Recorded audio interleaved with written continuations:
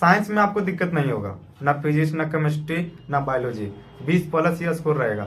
Hello दोस्तों, तो कैसे हैं आप लोग। कल जैसा कि आप जानते हैं, कल मैंने बताया था कि आपको ग्रुप डी के लिए साइंस कहाँ से पढ़ना है। आज हम बताने वाले हैं कि कितना पढ़ना है, क्योंकि बहुत सारे लड़के हैं जिनका भी नज़दीक में एग्जाम है, लेकिन अगर वो पूरा पढ़ने जाएंगे तो फिर उनको बहुत टाइम लग सकता है, जैसा कि उनका कवर नहीं हो पाएगा। तो मैं आज आपको मेन टॉपिक्स बताऊंगा कि जिससे आपका कम दिनों में अच्छा नॉलेज हो जाए और एग्जाम में आपको आसानी हो।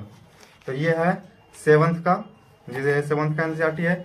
इसमें देखिए कुछ चैप्टर्स दिया हुआ है, लेकिन आपको इसमें है सारा बेसिक नॉलेज। आप चाहेंगे इसको रफली 2 से 3 घंटा में स्पीड से पढ़ के ख़त्म कर सकते हैं, लेकिन जो चैप्टर इसमें आप स्किप कर सकते हैं, ये लास्ट में आप कर सकते हैं। 1 हमारे जीवन रेखा, अवशिष्ट जल की कहानी, क्योंकि इसमें देखिए कौन कौन चैप्टर है। पादपों में पोषण, प्राणियों में पोषण, उष्मा, अम्ल, क्षारक और लवण, भौतिक और रासायनिक परिवर्तन।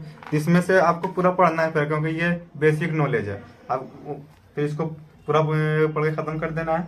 फिर आ गया 8 का। इसमें से यहाँ से आपका क्वेश्चन आ सकता है, क्योंकि इसमें बहुत सारा क्वेश्चन ऐसा है जो कि लेवल का है, जो कि एग्जाम में पूछा भी गया है।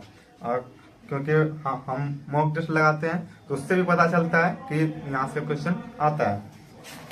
तो इसमें देखिए, इसमें है, आप इसमें स्किप कर सकते हैं क्या क्या। फसल उत्पादन एवं प्रबंध, सूक्ष्म जीव मित्र एवं शत्रु, और पढ़ना क्या क्या है। कोयला और पेट्रोलियम पढ़ सकते हैं। उसके बाद फिर इसमें है जंतुओं में जनन, पौधों और जंतुओं में संरक्षण, फिर एक किशोरावस्था की ओर, बल और दाव, और इसमें पढ़ना है घर्षण, ध्वनि, विद्युत धारा के रासायनिक प्रभाव, बस। और लास्ट चैप्टर है इसमें प्रकाश। तो इसमें से आप 4-5 चैप्टर है जिसको स्किप कर सकते हैं, जो कि एग्जाम में अभी मेरे हिसाब से नहीं ही आ रहा है। ये हो गया 8 क्लास का। अब 9th क्लास का है। तो 9th और 10th सबसे ज़्यादा इंपॉर्टेंट है फिजिक्स और केमिस्ट्री के लिए। बायोलॉजी के लिए भी है, लेकिन फिजिक्स और केमिस्ट्री के लिए सबसे ज़्यादा। और इसमें जो आप फिजिक्स केमिस्ट्री पढ़ोगे तो उसमें न्यूमेरिकल्स भी दिया हुआ है, तो कम से कम नहीं ज़्यादा तो 5-5 न्यूमेरिकल्स आप इसमें से कर लीजिएगा, ताकि आपको एक आइडिया लग जाएगा। अगर एग्जाम में तो उतना हार्ड नहीं आता है। अगर कुछ आप हो सकता है कि आप यहाँ बना के गए और वही फॉर्मूला बेस पे आ गया, तो आपका 1 नंबर बढ़ जाएगा। इसीलिए अगर कम से कम 5-5 न्यूमेरिकल हर फॉर्मूला पे फिजिक्स केमिस्ट्री दोनों में कर लीजिएगा। तो आपको 9th क्लास में देखिए क्या पढ़ना है। 9th में देखिए मैंने टिक लगाया हुआ, परमाणु अणु भी पढ़ लेना है इसमें केमिस्ट्री में। उसके बाद जीवन की मौलिक इकाई, उत्तक तो बहुत इंपॉर्टेंट है, गति पढ़ लेना है। उसके बाद कार्य तथा ऊर्जा, उसके बाद ध्वनि पढ़ लेना है। और उसमें से आप पढ़ सकते हैं ये बल तथा गति के नियम, इतना पढ़ लेना है। इसमें 1 2 3 4 5 6 चैप्टर है। इसमें बस 6 चैप्टर पढ़ दीजिएगा तो आपका, हमको लगता है कि एग्जाम का बहुत सारा हो जाएगा कवर। अब आ गया 10th में। 10th में आपको क्या पढ़ना है देखिए। 10th में कुछ चैप्टर है, जैसे अम्ल, क्षारक और लवण। इसमें पढ़ना है धातु एवं अधातु। इसमें आपको क्या पढ़ना है, इसमें आपको पढ़ना है कि निष्कर्षण जैसे होता है वर्जन विधि द्वारा, अपसाधन विधि द्वारा, वाष्पीकरण, बहुत सारा है जिससे कि आपको निष्कर्षण पढ़ लेना है।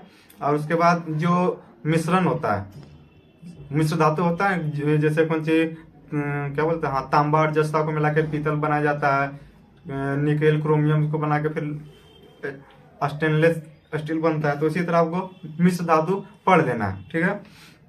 उसके बाद हो गया ये देखिए कार्बनिक यौगिक, इसमें आप नहीं पढ़ेंगे चलेगा। जैव प्रक्रम तो पढ़ना ही है। नियंत्रण एवं समन्वय पढ़ना है। जीव जन्म कैसे करते हैं, अनुवांशिकता को स्किप कर सकते हैं। उसके बाद फिर प्रकाश का परावर्तन तथा अपवर्तन, मानव नेत्र तथा रंग बिरंग का संसार, ये दोनों चैप्टर तो पढ़ना ही है, क्योंकि खास करके ये ऑप्टिक्स, प्रकाश का परावर्तन और अपवर्तन, इसमें क्या होता है क्वेश्चन आना ही है। और इसमें आपको मेन पढ़ क्या होना है कि प्रतिबिंब का पड़ेगा, क्योंकि हम जितना मॉक टेस्ट लगाते हैं अधिकतर देखते हैं कि प्रतिबिंब का स्थिति और उसका वास्तविक बना है, आभासी बना है, उसका स्थिति पूछता है कि फोकस पर अगर वस्तु है तो कहाँ बनेगा प्रतिबिंब, अगर अनंत में है तो कहाँ बनेगा प्रतिबिंब। तो वो मेन इंपोर्टेंट है, इसमें तो आपको देखना ही है। और उत्तल लेंस का भी मतलब लेंस और दर्पण दोनों का देखना है, और फॉर्मूला सूत्र भी, ये हमेशा याद रखिएगा। उसके बाद फिर इसमें आ गया विद्युत और विद्युत धारा के चुंबकीय प्रभाव। और इसमें देखिए लास्ट में एक चैप्टर है हमारा पर्यावरण। इसमें से क्वेश्चन हम देखे हैं कि इसमें आता है, क्योंकि इसमें वो दिया है प्राथमिक उत्पाद, द्वितीयक उत्पाद, तृतीय उत्पाद, पिरामिड होता है कि जैसे हम सूरज से ऊर्जा प्रदान करते हैं, उसके बाद कौन करता है, उसके बाद कौन करता है, इसमें पिरामिड चलता है। ठीक है, तो इसको ये लास्ट चैप्टर है हमारा पर्यावरण, इससे पढ़ना ही है। हमको लगता है जहाँ तक मॉक टेस्ट लगा रहे हैं और मतलब रिव्यू भी देखते हैं यूट्यूब पे, इसमें से एक क्वेश्चन रहता है, तो इसको भी पढ़ना है। ये हो गया 7, 8, 9, 10 का बात। इसमें से आप फिजिक्स, केमिस्ट्री, बायोलॉजी तो हो जाएगा कवर, लेकिन अगर उसमें बायोलॉजी में आपको अच्छा करना है, क्योंकि बायोलॉजी से क्वेश्चन डीप में रहता है, रोग वगैरह उसमें पूछता है। उसके बाद पौधों का जो वर्गीकरण होता है वो पूछता है, पौधों में क्या रोग है वो पूछता है। लेकिन क्या है कि 9th और 10th का जो इसमें साइंस दिया हुआ है उसमें उतना नहीं दिया है कि आप एग्जाम में लगा सको। तो उसके लिए मैंने कल आपको बुक बताया था, ये 11th का एनसीईआरटी बायोलॉजी और 12th का एनसीईआरटी बायोलॉजी। ठीक है, तो 12th का इसमें भी आपको सब नहीं पढ़ना, इसमें भी बस कुछ चैप्टर है जो कि मेरे हिसाब से कि आप पढ़ लीजिएगा तो आपको एग्जाम में कहीं ना कहीं बहुत मदद मिलेगी। इसमें से देखिए है जीव जगत में विविधता। ठीक है, उसके बाद इसमें है पादप एवं प्राणियों में संरचनात्मक संगठन।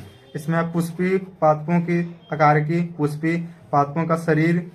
तो इसमें भी आपको जैसे आप चैप्टर खोलिएगा जिसमें आपको बहुत बड़ा बड़ा मिलेगा, लेकिन आप जब मॉक टेस्ट लगाते हैं तो आपको एक आइडिया आ जाता है कि हमको बायोलॉजी में ये पढ़ना है। तो आप अगर आप लगा रहे होगे तो आपको आइडिया होगा। तो इसमें से भी इसमें बहुत सारा दिया होगा, लेकिन आपको बस मेन टॉपिक जो हर चैप्टर से आपको देख पढ़ना है, हमको बस यही टॉपिक कंप्लीट करना है, क्योंकि पूरा पढ़ने जाइएगा तो आपको इसमें अच्छा समय लग सकता है।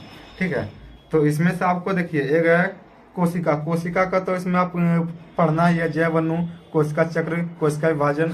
ठीक है, और इसमें आप इधर ये पादप कारिकीय, इसको आप स्किप कर सकते हैं। और उसके बाद हाँ देखिए लास्ट चैप्टर मानव शरीर विज्ञान, श्वसन और गैसों का विनिमय, ये तो पढ़ना ही है।